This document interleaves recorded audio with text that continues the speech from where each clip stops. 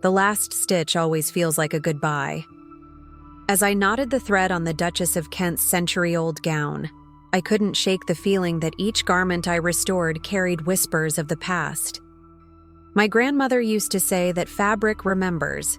Every crease, every stain, every torn seam tells a story. I'd always thought it was just another of her fanciful tales, like the one about our ancestor who could read the future in tea-stained lace. If only I'd known how right she was.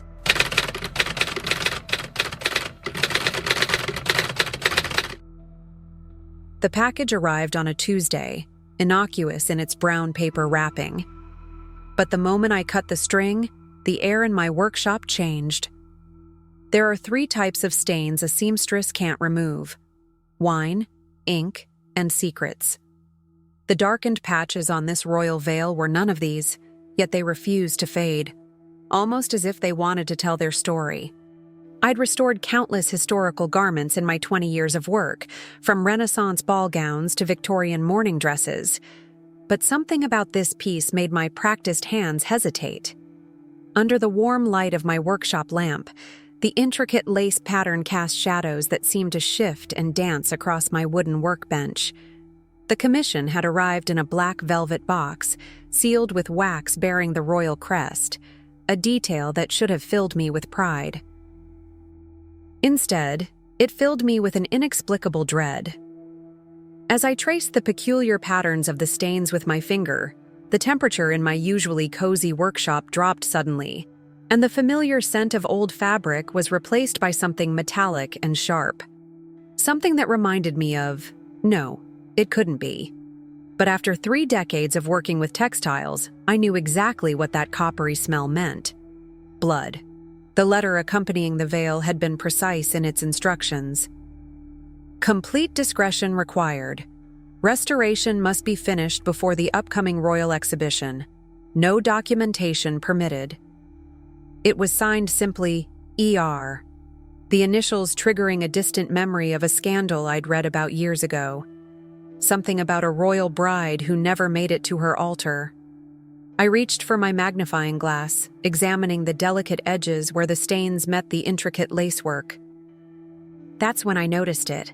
Tiny letters, almost invisible to the naked eye, carefully stitched into the hem with silk thread slightly darker than the rest. A message, hidden in plain sight for over a century. Help me. My hands shook as I set down the magnifying glass. I'd seen hidden messages before. Lovers' initials tucked into wedding gowns, political slogans woven into tapestries. But this was different. This felt urgent, a cry echoing across time. I was so engrossed in the veil that the sharp ring of my phone made me jump. The caller ID showed Palace Office. My heart pounded as I reached for it. But before I could answer, a shadow passed by my workshop window. Strange, considering my studio was on the 4th floor. Ms. Wells? The voice on the other end was clipped, aristocratic. I'm calling about the veil. There's been a mistake. Someone will be there shortly to collect it.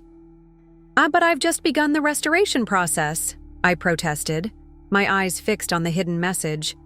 The exhibition? There is no exhibition, Ms. Wells. I strongly advise you to pack up the veil immediately and... The line went dead. The lights in my workshop flickered once, twice.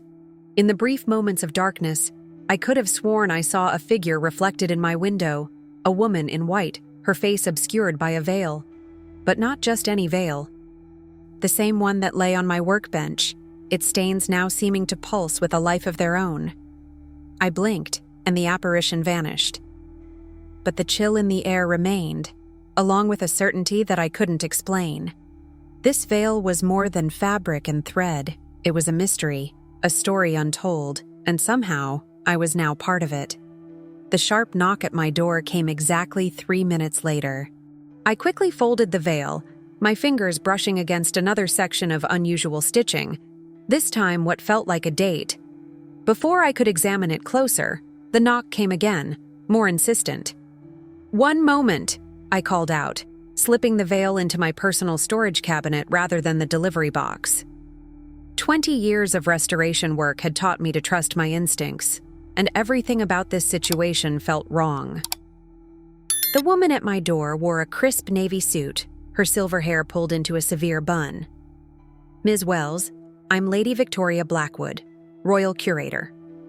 She extended a hand adorned with a signet ring bearing the same crest as the wax seal. "I believe you have something that belongs to us." "The veil is in the midst of conservation," I replied, noting how her eyes darted past me to scan my workshop. "Removing it now could compromise its integrity." "That won't be necessary," she said, her smile not reaching her eyes.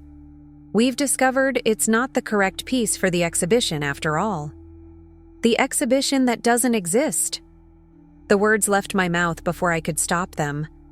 Lady Victoria's expression hardened. "I see. Well, then you leave me no choice." She reached into her bag, producing an official-looking document. "This is a court order demanding the immediate return of the artifact." But I was barely listening. Behind her, reflected in my workshop's window, the veiled figure had appeared again. This time, she was pointing urgently at my cabinet where I'd hidden the veil. "Ms. Wells?" Lady Victoria's voice snapped me back. "The veil, please." I moved toward the cabinet, my mind racing. The hidden message, the mysterious stitching, the figure in the window, all of it had to mean something. As I reached for the cabinet handle, the lights went out completely. In the darkness, I heard Lady Victoria gasp. And then, clear as day, a whisper that seemed to come from everywhere and nowhere. "Tell them what really happened that day." When the lights flickered back on seconds later, Lady Victoria was gripping the doorframe, her face ashen. The temperature in the workshop had dropped so drastically I could see our breath in the air. "You heard it too," I said. It wasn't a question. "This is precisely why that veil needs to be contained," she whispered, her composure cracking. "You have no idea what you're dealing with." But I was already pulling out my phone, searching for something I'd remembered reading years ago. There it was, a small newspaper article from 1889. "Royal wedding ends in tragedy. Princess Eleanor Rose found dead before ceremony." The initials on the letter, E.R. Eleanor Rose. She was murdered, wasn't she? I looked up at Lady Victoria, whose aristocratic facade had completely crumbled. "And the royal family covered it up. You cannot possibly understand the complexity of—" She stopped abruptly, staring past me in horror. The veil, which I'd locked in the cabinet, was now spread across my workbench, its stains forming what appeared to be words. As we watched, frozen, the darkened patches shifted like ink in water, arranging themselves into a clear message. "Behind the tapestry." Lady Victoria moved faster than I would have thought possible for someone her age, lunging for the veil, but her hands passed right through it. The fabric rippled like water, and suddenly the stains were showing us something else, a scene playing out like an ancient film. A young woman in a wedding dress, backing away from someone we couldn't see. She reaches for something behind a massive tapestry, her fingers closing around what appears to be a diary. Then darkness, a struggle, and the vision vanished, leaving the veil looking ordinary once more, though the air hummed with electric tension. "The Leopold tapestry," Lady Victoria said quietly. "It still hangs in the east wing of the palace." She straightened her jacket with trembling hands. "Ms. Wells, I suggest you forget everything you've seen today. Some secrets are meant to stay buried." "Like Eleanor Rose?" The lights flickered again, and in that brief darkness, I felt something press into my palm, a small, cold key that seemed to materialize from nowhere. "You have until midnight to return the veil," Lady Victoria said, reaching for the door. "After that, I cannot guarantee your safety." She paused. "And, Ms. Wells, do not go looking for that tapestry. The palace guards have orders to shoot intruders on sight." After she left, I examined the key in my palm. It was ancient, ornate, with the same royal crest as the wax seal. Attached was a faded tag with a single word, library. The veiled figure appeared again in my window, more solid this time. She pointed first at the key, then at me, and finally toward the palace visible in the distance. Her message was clear. I needed to uncover what happened that day in 1889, and the answers lay somewhere in the palace library. But as I gathered my tools and the veil, another thought struck me. Lady Victoria hadn't seemed surprised by the supernatural events. She'd been frightened, yes, but not surprised, which meant she knew about Eleanor's ghost, which meant others probably did too, and they'd been keeping this secret for over a century. As twilight fell, I stood at the edge of the palace grounds, my heart pounding.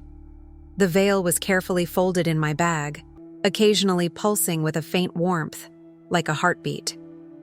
My grandmother's words echoed in my mind. Sometimes, Margaret, the most important threads are the ones we can't see. Breaking into a royal palace is not something they teach you in textile conservation school. Yet here I was at dusk, the ancient key burning in my pocket, using my restoration credentials to bluff my way past the first layer of security. Evening conservation work, I explained to the guard, showing my workshop ID. Lady Victoria's orders. Not entirely a lie. She had demanded the veil's return by midnight after all. The guard frowned, checking his clipboard. I don't see any scheduled work for tonight. I felt a chill run down my spine, but before I could stammer out a response, the veil in my bag seemed to pulse. The guard's eyes glazed over for a moment. "Oh, right," he said, shaking his head. "My mistake. Carry on, Ms. Wells."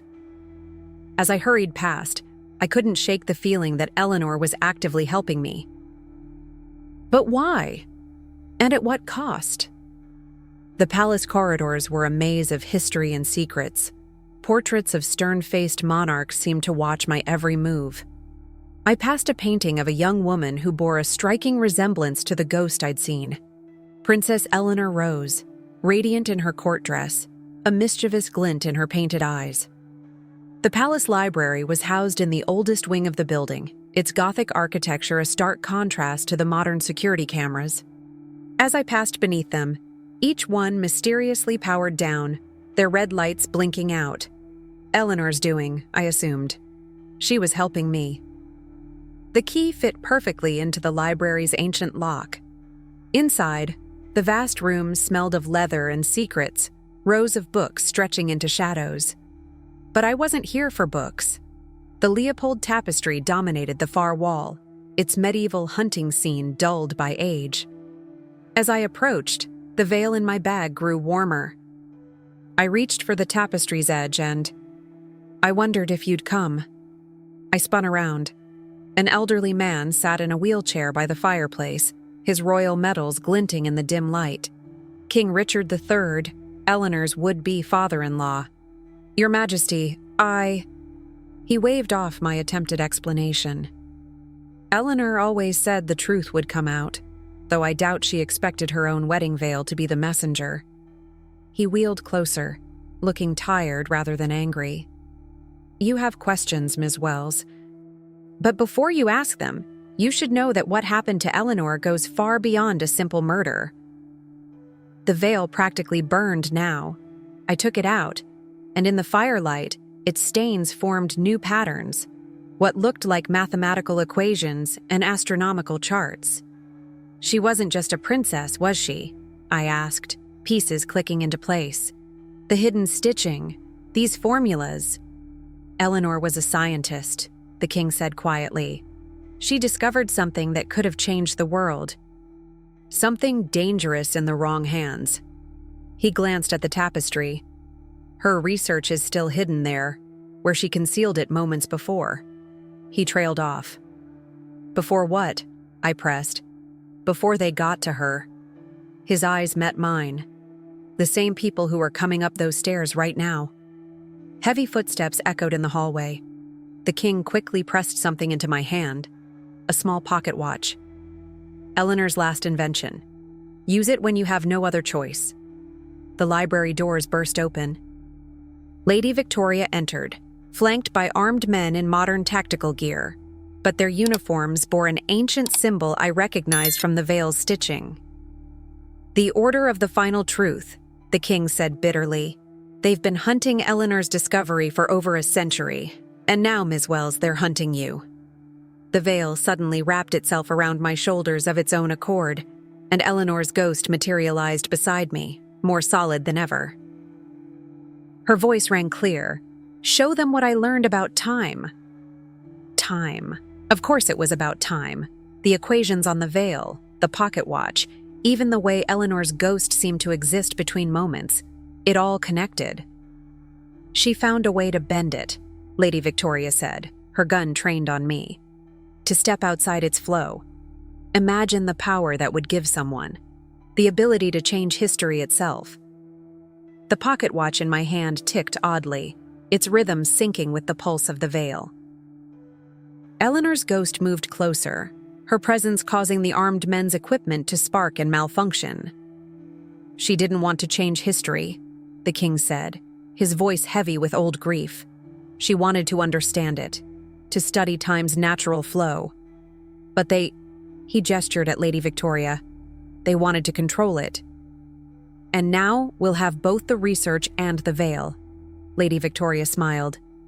"The Order has waited a long time for this." But as she stepped forward, I finally understood why Eleanor had chosen me. The hidden stitches in the veil weren't just equations, they were instructions. Instructions a master seamstress could read. "The veil isn't just a witness to Eleanor's death," I said, my fingers tracing the patterns I'd been trained to see. "It's a machine. The bloodstains are iron compounds. The lace pattern is a circuit, and every stitch is part of the mechanism." Eleanor's ghost nodded, placing her ethereal hand over mine on the pocket watch. The veil began to glow, its pattern lighting up like fiber optics. "Stop her!" Lady Victoria shouted, but it was too late. The watch clicked open, revealing not clockwork, but a complex array of crystals. The veil's light pulsed through them, and suddenly the library blurred. I saw moments overlapping. Eleanor hiding her research, her murder, decades of the Order searching, all happening simultaneously. "Time isn't a river," Eleanor's voice echoed in my mind. "It's a tapestry, and like any fabric, it can be unraveled," I finished, understanding flooding through me. The armed men fired, but their bullets hung suspended in the air, caught in the distorted time field around us. The king watched with tears in his eyes as reality itself seemed to fold like cloth around us. Lady Victoria lunged for the veil, her fingers almost grazing it. And that's when I saw the truth that had been hidden for over a century. The truth about who really killed Eleanor Rose, and why the Order had waited so long for this moment. The pocket watch burned in my hand as time itself held its breath, waiting for a choice that would change everything. The truth revealed itself in fragments of suspended time. Lady Victoria, not aged a day since 1889, her reflection in the library windows showing her true form. She hadn't been working for the Order. She was its founder, preserved by stolen moments of time, hunting Eleanor's discovery across centuries. "You were her lady in waiting," I said, the pieces falling into place. "She trusted you." "She was going to destroy it all," Lady Victoria snarled, her aristocratic facade cracking completely. Time itself at our fingertips, and she wanted to lock it away. Called it too dangerous. Her laugh was hollow. I simply took what she wouldn't use. The suspended bullets began to vibrate as the time field fluctuated. Eleanor's ghost stood beside me, her form strengthening as the veil's power grew. But you couldn't make it work, I realized. You had fragments of her research, but not the key, not the veil. That's why you've lived all these years, waiting, watching. Enough! Lady Victoria raised her gun again. Give me the veil and the watch, now. The king's voice cut through the tension. Victoria, look at yourself. Look what time has really done to you. As I left the palace that night, The watch safely stored in the royal vault, I thought about patterns. In fabric, in time, in fate. My workshop would be waiting, full of ordinary garments with ordinary stains. But now I knew. Every thread tells a story, and some stories can change time itself. The journey home felt surreal. London's streets were eerily quiet, as if the city itself was holding its breath after the night's events. I couldn't shake the feeling that I was being watched, not by people, but by time itself. Every shadow seemed to hold a memory, every passing car a potential portal to another era. As I climbed the stairs to my flat, exhaustion finally hit me.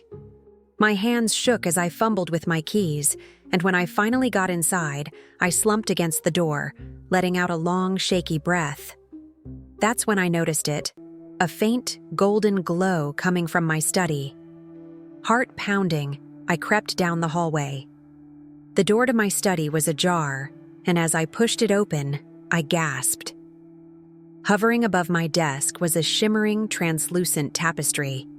It was beautiful, intricate, with threads that seemed to move and shift of their own accord, and woven into its center was a familiar face, Eleanor.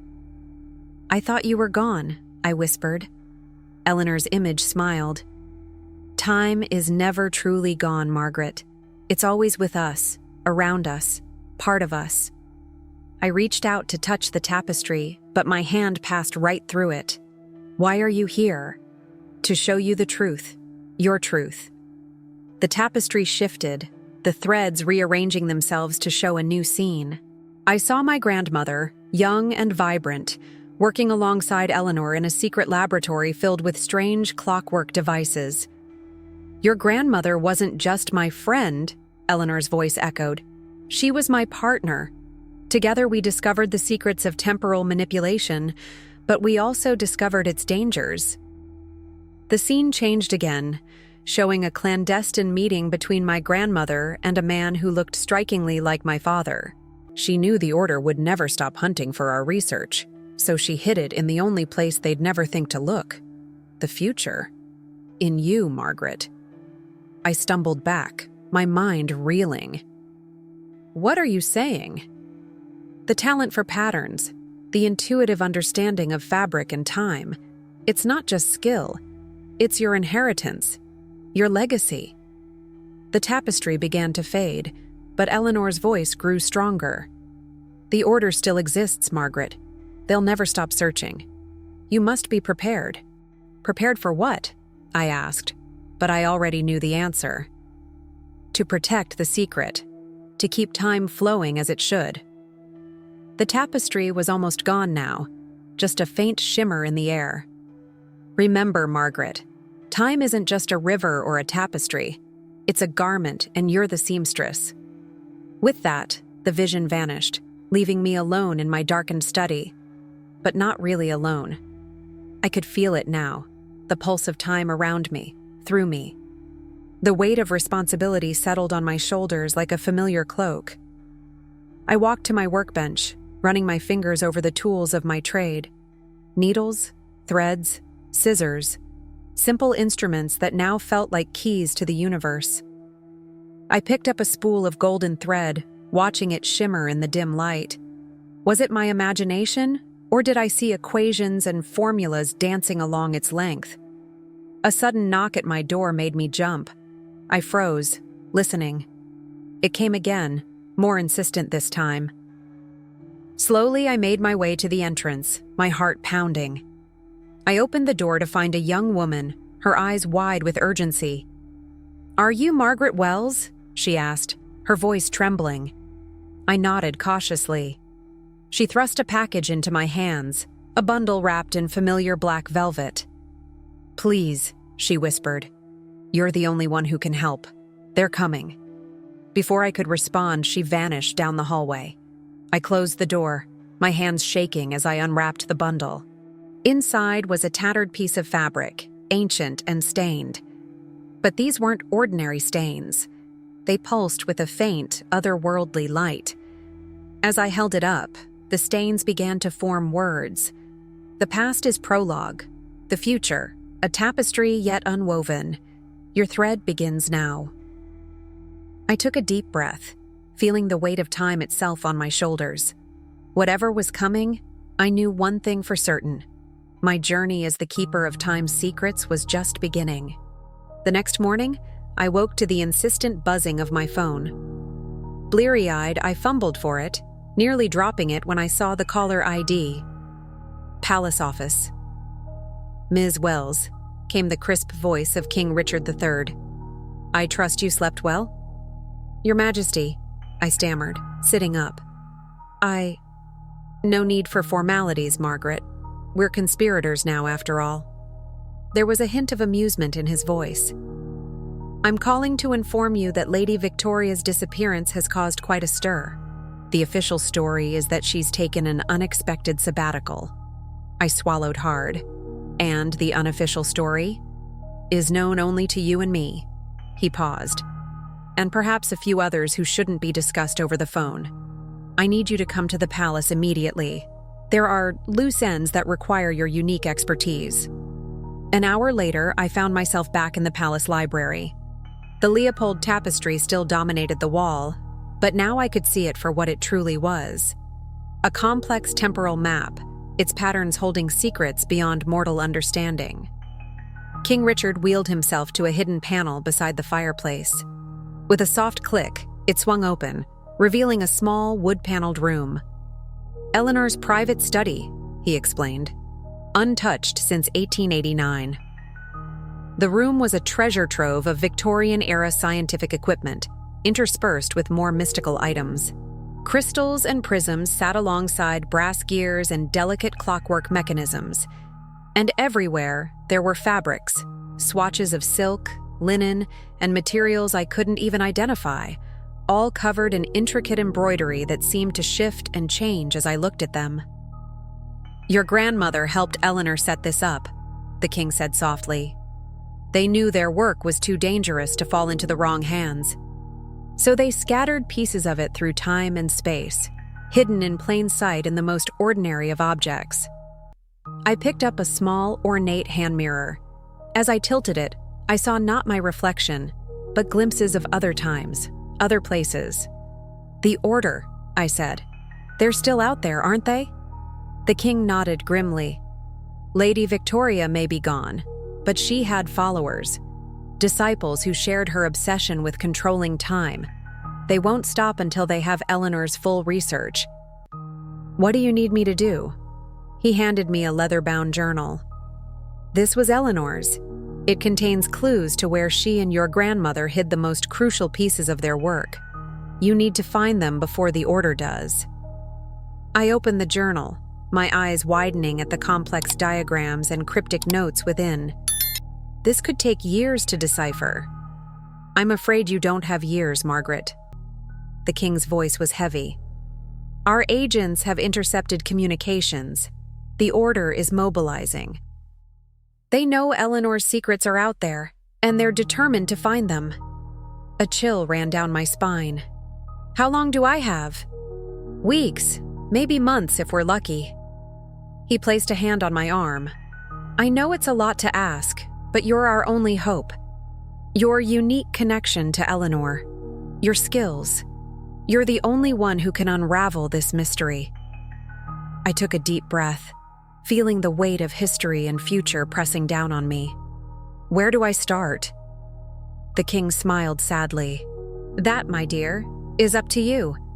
The journal is your guide, but trust your instincts. Time has chosen you for a reason. As I left the palace, clutching Eleanor's journal to my chest, I felt a mix of terror and exhilaration. The streets of London stretched before me, each one potentially hiding a clue, a secret, a piece of the temporal puzzle I now had to solve. My phone buzzed with a text from an unknown number. The Order watches. Trust no one. Time is running out. I quickened my pace, my mind racing. The hunt was on, and I was both the hunter and the hunted. As I rounded a corner, I could have sworn I saw a figure in Victorian dress vanish into thin air. The game of temporal cat and mouse had begun. And I, Margaret Wells, seamstress and unexpected guardian of time's greatest secrets, was right at the center of it all. To be continued.